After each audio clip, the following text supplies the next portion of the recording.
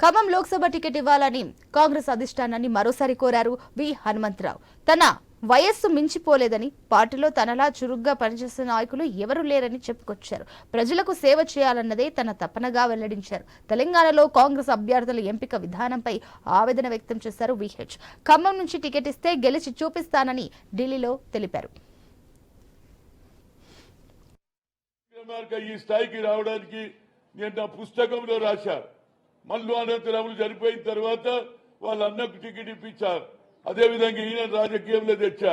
అంచెలంచెలుగా ఇవాళ నువ్వు సిఎల్పి లీడర్ దానిక నా సహాయం ఉన్నది. ఇవాళ నాకెందుకు వ్యతిరేకం చేస్తున్నావు అనేది నాకు అర్థమైతే లేదు. ఏదైనా హైకమాండ్కి నేను తప్పనిసరిగా టికెట్ ఇస్తే నేను గెలిచి వస్తా. ఎందుకంటే నాకు ఒక ఆలోచన ఉన్నది.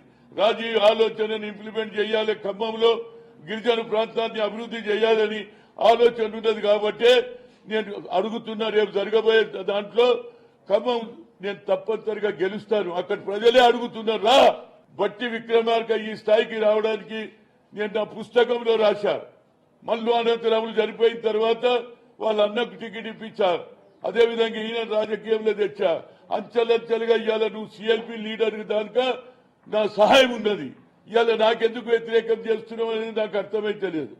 ఏదైనా హైకమాండ్కి నేను తప్పనిసరిగా టికెట్ ఇస్తే నేను గెలిచి వస్తా.